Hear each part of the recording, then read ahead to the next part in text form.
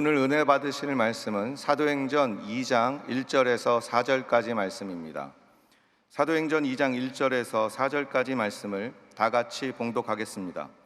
오순절 날이 이미 이르매 그들이 다 같이 한 곳에 모였더니 호련히 하늘로부터 급하고 강한 바람 같은 소리가 있어 그들이 앉은 온 집에 가득하며 마치 불의 혀처럼 갈라지는 것들이 그들에게 보여 각 사람 위에 하나씩 임하여 있더니 그들이 다 성령의 충만함을 받고 성령이 말하게 하심을 따라 다른 언어들로 말하기를 시작하니라.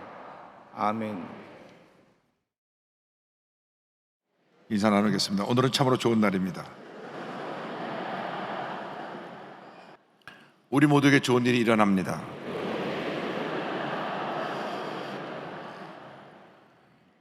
우리 모두에게 좋은 일이 일어나고 있고 또 일어날 것입니다.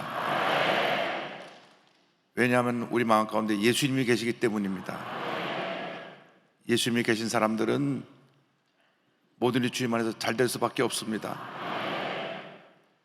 지금 잘 안 되는 것은 잘 되려고 안 되는 것이니까 기도하고 참고 견디고 이겨나가면 잘 될 것이고, 잘 되는 것은 주님의 은혜로 잘 되는 것이니까 더욱 잘 될 것을 감사하고 주님께 영광 돌리는 삶을 살아갈 때 큰 은혜가 임할 줄로 믿습니다. 이번에 세계 오순절 대회를 준비하면서 우리 한국이 들어와서 다시 코로나 테스트를 하루 만에 하고 PCR 검사를 하고 또 여러 가지 조치를 취하고 한국에 들어오기 전에 각 나라가 비자를 다시 받아야 되고 이런 어려움이 있었는데 많은 부분이 10월 1일 날로 다 해제가 됐습니다. 할렐루야.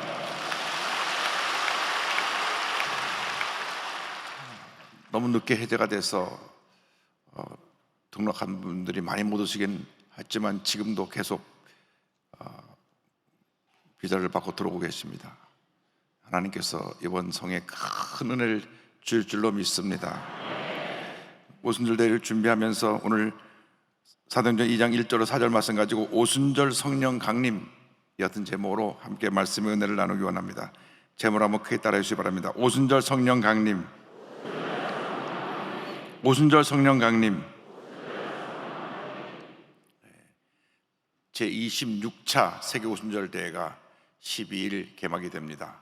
매 3년마다 열리는 전 세계 6억 5천만 우리 오순절 교인들의 영적인 대축제입니다. 원래 올해 인도에서 열릴 예정이었지만은 코로나 팬데믹으로 인해서 도저히 우리는 성회를 개최할 수 없으니 한국이 좀 성회를 개최해 주십시오 해서 저희가 갑자기 이 성회를 유치해서 인도하게 됐는데 하나님께서 큰 은혜를 우리에게 보여줄 줄로 믿습니다. 할렐루야.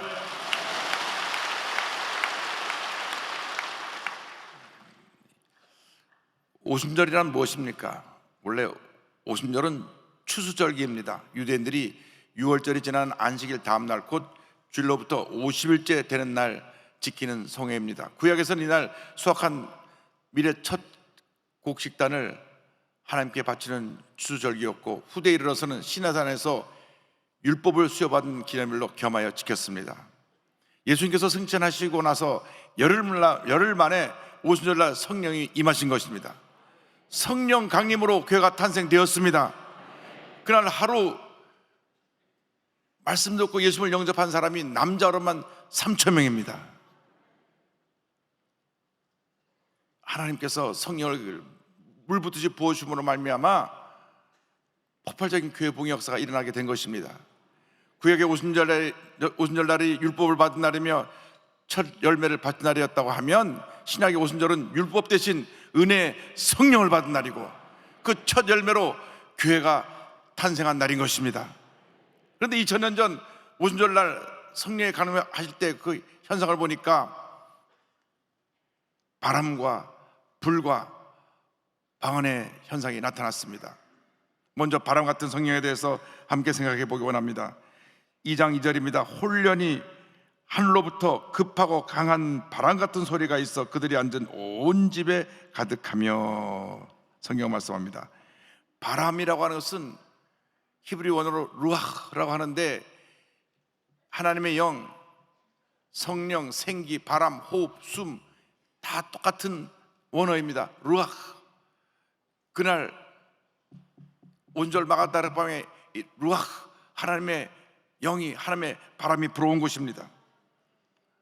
하나님의 바람이 불어오는 장면은 에스겔서 37장을 보면 같은 내용이 나옵니다. 하나님의 영이 마른 뼈가 가득한 골짜기로 에스겔을 인도해 갔습니다. 그때 마른 뼈가 가득한 골짜기에 하나님 명령을 받아 대언하니 하나님의 영이 불어서, 하나님의 바람이 불어서, 생기가 불어서 저들이 모두 살아나고 큰 군대가 되었습니다. 에스겔 30장 9절 10절입니다. 또 내게 이르시되 인자야 너는 생기를 향하여 대언하라. 생기에게 대언하여 이르기를 주 야훼께서 이같이 말씀하시기를 생기야 사방에서 와서 이 죽음을 당한 자에게 불어서 살아나게 하라 하셨다 하라. 이에 내가 그 명령대로 대언하였더니 생기가 그들에게 들어가매 그들이 곧 살아나서 일어나 서는데 극히 큰 군대더라. 성령의 바람이 불어오면 마른 뼈같이 죽었던 영혼들이 살아나는 것입니다. 오늘 우리에게 성령의 바람이 불어야 됩니다. 성령의 바람이 불어야 됩니다.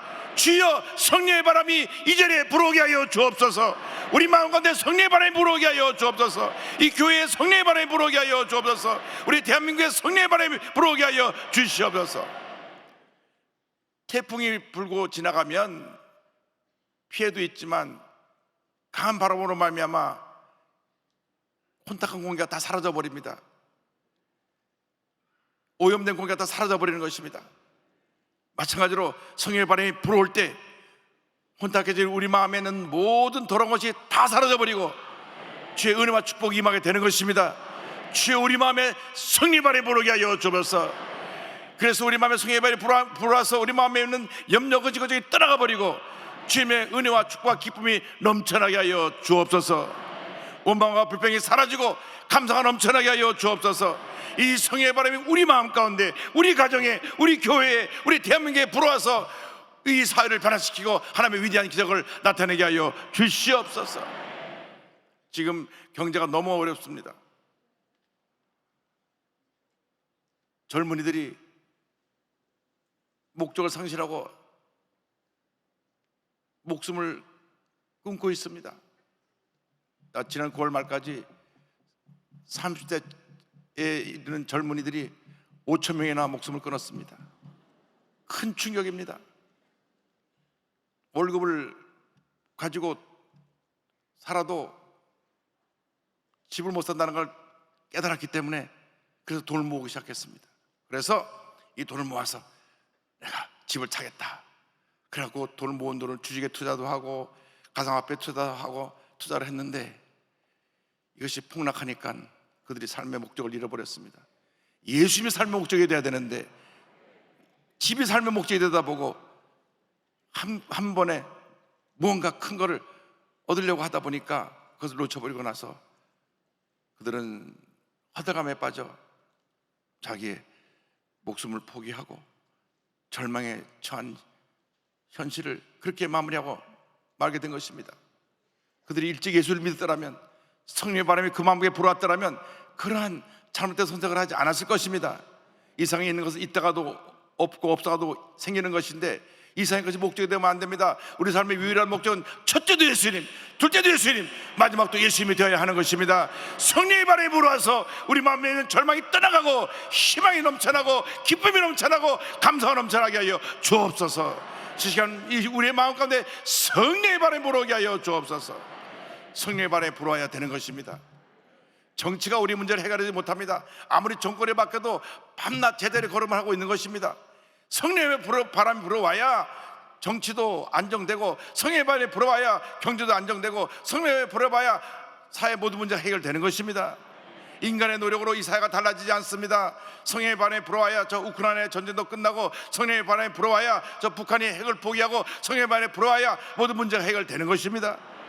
성령여 우리의 임하시옵소서. 성령여 우리의 임하시옵소서. 바람같이 임하여 주옵소서. 그래서 우리가 이 세상에 보이는 것에 희망을 두지 말고 우리 주 예수님께 희망을 두고 성령 능력으로 모든 어려움을 이겨나가는 주님의 귀한 일꾼이 되어야 할 것입니다. 성령이 둘째로 불같이 임했습니다. 불같은 성령이 임했는데 3절에 이와 성경은 말씀합니다. 마치 불의 혀처럼 갈라지는 것들이 그들에게 보여 각 사람 위에 하나씩 임하여 있더니 그랬습니다. 불은 하나님의 능력, 임재, 심판을 의미합니다. 엘리야가 갈멜산상에서 바알 선지자 대결할 때 하늘에서 불이 떨어져서 제단을 불살랐습니다. 열왕기상 18장 37절 38절입니다. 야훼여 내게 응답하옵소서. 내게 응답하옵소서. 이 백성의 주 야훼는 하나님이신 것과 주는 그들의 마음을 되돌이키심을 알게 하옵소서 하매 이에 야훼의 불이 내려서 번제물과 나무와 돌과 흙을 태우고 또 도랑의 물을 핥은지라. 불이 떨어져서 제단을 싹 불태웠습니다. 그 결과 하나님의 참 신임을 증명하게 되었고 모든 바알 선지자는 끌려 내려가 다 죽임을 당했습니다. 18장 40절입니다. 엘리야가 그들에게 이르되 바알의 선자를 잡되 그들 중 하나도 도망하지 못하게 하라 하매 곧 잡은지라. 엘리야가 그들을 기손 시내로 내려다가 거기서 죽이니라. 모든 이방 우상을 숭배하는 선자들이 심판을 받게 된 것입니다. 불은 또한 죄악을 소멸하는 하나님의 능력을 의미하기도 합니다. 불이 임할 때 우리 삶 가운데 더러운 마음이 소멸되고 우리의 삶이 정결하게 되는 것입니다. 소도법 중에 가장 기본적인 소도법은 씻는 것입니다. 그러나 이 균이 물로 써 죽지 않을 때는 불에 태우면 죽습니다. 그래서 구약 성경을 보면 이러한 물로 써서 치료되지 않는 그러한 전염병은 일주일 동안 지켜봤다가 불로 태우라 그랬습니다. 성령님은 우리의 죄를 소멸하는 영인 것입니다. 불이 임하면 우리 마음의 죄가 불살라지는 것입니다. 잘못된 습관이 불살라지는 것입니다. 우리 마음에 미움, 원망, 불평이 불살라지는 것입니다. 나 혼자밖에 모르고 늘 이리 부딪히고 저리 부딪히고 그런 외골수의 인생을 살던 모난 성격들이 불로 태워지면 온순한 성격으로 변화되는 것입니다. 마가의 다락방에 성령의 불의 혀같이 임했습니다. 성령의 불 받으면 불같은 증인으로 변화되는 것입니다. 혀에 불이 붙어서 전하지 않고 견딜 수 없는 하나님의 위대한 사람으로 바뀌어지는 것입니다. 자나깨나 안전하사나 내가 만난 예수를 또 전하고 또 전하고 또 전하는 그러한 위대한 하나님의 사람들로 변화되는 것입니다. 감리교 창시자 요한 웨슬레 목사님이 그랬습니다. 성령의 불을 받기 전에는 성공의 신부로서 매우 경건한 신앙생활을 했고 또 미국의 선교사로까지 갔던 분입니다. 그런데 선교 열매가 없었습니다. 왜냐하면 성령 체험을 하지 못했기 때문에 그렇습니다. 1738년 5월 24일 올더스 게이트에 있는 당시 성령파, 우리로 말하면 순복음 같은 모라비안 교도들이 예배드리는 곳에 수혈전 예배를 드리러 갔습니다. 밤 8시 45분 불이 임했습니다. 그날 그의 삶이 완전히 바뀌어졌습니다. 성령의 불을 받고 나서 그의 마음이 뜨거워졌습니다. 그로부터 6개월 지난 후에 베터레인이라는 곳에 가서 철야 기도를 하다 다시 한번 불을 받았습니다. 1739년 1월 1일 이와 같이 그의 일기를 썼습니다. 끊임없이 기도하기를 새벽 3시까지 계속하였다. 그때 하나님의 능력이 우리에게 강하게 임하였다. 많은 사람들이 놀라운 기쁨으로 소리쳤다. 많은 사람들이 땅에 엎드러졌다. 전능하신 하나님의 임재에 경외와 놀라움으로 사로잡혀 우리는 한 목소리로 소리쳤다. 오 하나님, 우리는 당신을 찬양합니다. 오 당신은 우리의 주님이십니다. 성령 체험하고 나서 그게 성령의 불이 임하자 그가 불을 토하는 설교를 했습니다. 우리 조영기 목사님 전성기 때 불을 토하는 그 설교 모습을 상상해 보시기 바랍니다. 설교를 1시간, 2시간을 그냥 그 빠른 목소리로 설교를 속사포를 쏘아대도 한 성도 움직이지 않고 앉아서 숨을 죽이고 설교 듣고 은혜를 받았습니다. 제가 어릴 때 그 설교를 들으면서 이 교회에서 자라났습니다. 목사님께서 2주 동안 요한계시록 강의를 인도하시는데 8시에 시작한 예배가 밤 11시까지 계속됐습니다. 보통 설교를 시작하시면 2시간을 하셨습니다. 2시간을 하시는데 얼마나 빠른 목소리로 설교를 하시는지 최근에 한 설교를 다 2배 정도 빨리 테이프를 돌려서 들으면 그때 목소리를 들을 수 있습니다. 그렇게 속사포로 쏘아 보이셨는데 큰 은혜를 받았습니다. 불이 임했기 때문인 것입니다. 불이 임하면 성의 역사가 나타나는 것입니다. 요한에서가 외칠 때 수천 명, 수만 명이 구름대처럼 몰려왔습니다. 그 설교를 듣고 온 마을이 뒤집어졌습니다. 술집이 문을 닫고 세상 연극을 하고 하던 그런 극장들이 다 문을 닫았습니다. 요한에서는 세계는 내 교구다 하면서 1생 동안 말을 타고 다니면서 25만 마일을 다니며 설교를 했고, 하루 평균 5회 꼴로 총 4만 2천 번의 설교를 했습니다. 요한에서가 이 같은 말을 남겼습니다. 내가 평생에 복음을 전한 것은 항상 내 마음속에 성령의 불길이 있어서 쉬지 않고 전도할 수 있었다. 여러분 마음에 이 불이 타오르게 되기를 바랍니다. 주여, 오늘 우리의 마음에 성령의 불이 타오르게 하여 주옵소서. 우리의 신앙 열정을 다시 회복하게 하여 주옵소서. 우리 교회가 창립한 지 64주년이 됐습니다. 64주년이 되다 보니까 우리가 뜨거운 성령의 불 가운데 있다가 어느 날 불이 점점 시간을 알게 모르게 깨닫지 못하고 있었습니다. 그래서 우리가 순몸이라는 모습을 갖고 있으나 순몸의 뜨거움이 사라진 지 오래됐습니다. 많은 분들이 그냥 왔다 갔다 교회 예배를 드리는 것으로 신앙생활을 다 한다고 생각하는 분들이 있습니다. 주여, 우리 마음에 다시 성의 불이 타오르게 하여 주옵소서. 은혜의 불이 타오르게 하여 주옵소서.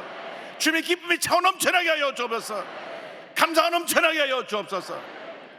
불이 꺼지니까 감사가 없고 불평이 나오고, 불이 꺼지니까 이 말 저 말 낱말하고 비판하고 원망하고, 이거 불이 다 꺼진 모습인 것입니다.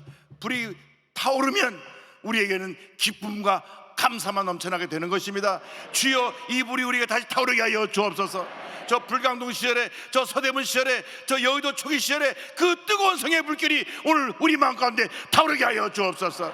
주여, 우리가 성령 충만 받아서 위대한 역사를 이루는 주님의 일꾼을 되게 하여 주옵소서. 오늘 여러분 모두가 그 처음 은혜 받던 모습을 회복하게 되기를 주님의 이름으로 축원합니다. 성령을 받으면 우리가 권능받고 땅까지로 복음의 증인으로 변화되는 것입니다.